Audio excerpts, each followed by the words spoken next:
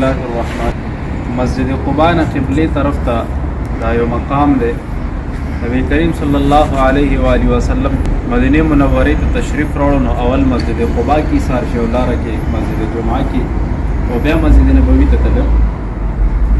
یو صحابي او د نبی کریم صلی الله علیه و آله وسلم مخې ته مخکې رسته کېدو او ورته ځوانه سدي وي د الله رسول وی ډیر زیات مې خوښي. کله به یو طرف نه کته کله بل طرف نه کته. د صحابو مینم نبی کریم صلی الله علیه و آله وسلم سره عجیب و او کله کم سړی بچي نبی کریم صلی الله علیه وسلم نه په مخ ورغو به کته نو سړی به عاشق شه. دا صحابي طلحه بن براء رضی الله تعالی عنہ نبی کریم صلی الله علیه و آله وسلم ورته سونه مینه کوي د الله رسول ډیره مینه کوم وی خوي د پلار سر دی را لروړه نو د تور راو ایستو په منډو باندې شو. چې کله په منډو باندې کېږي نبی کریم صلی الله علیه وسلم ورته آواز کی چې راشه مونږ په چا پلاران نه وجنو. وخت تېرېده نبی کریم صلی الله علیه و آله وسلم یو ورځ تپوس کې وي طلحه بن براء نه ښکاري څه شه. صحابه ورته د الله رسول خو بیمار دی.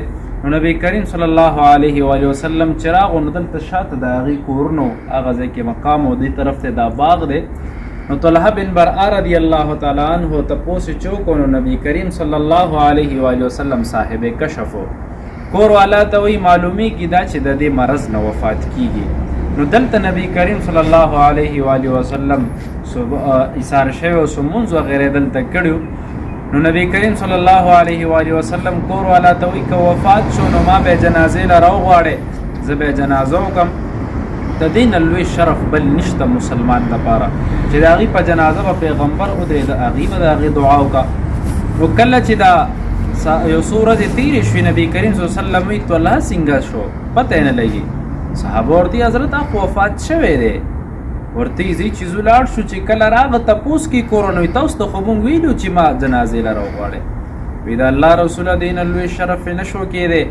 خو طلحه دا وی اسې نه وي نبی کریم صلی الله علیه و آله وسلم زما جنازې له راځي د لاره کې یهود او نصوارو وي اسې نه هغې ورته تکلیف ونه رسی.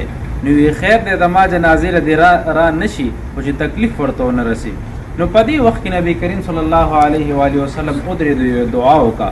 قبر ته ودرېدو وی الله وی ته چې کله طلحه سره مخامخ شي نو په داسې حال کې مخامخ شي چې طلحه تا ته ګورې خاندي او تا هغه ته ګورې خاندي. نو مفسرین لیکي وي دا یو جامع معنی دعا ده چې په دې وخت کې قیامت پر ورځ چې کله الله تبارک وتعالی بندګانو له آخري انعام ورکیا به دا ورکوي چې زه تاسو نه راضي شوم کله به هم نه خفه کېږم. نو په دې دعا کې هغه هم پرته ده. نو دا هغه مقام دی دلته نبي کریم صلی الله علیه وسلم لمونځ کړی. نو د دې عربو اوس د دې لپاره لږ داسې تعمیرات یې مخکې رستو کو خو مخکینی د ترکو تعمیر چې کوم دی دا زاړه دیوالونه دي. نو دا د هغه طلحه بن براء رضی الله تعالی عنه ځای دی.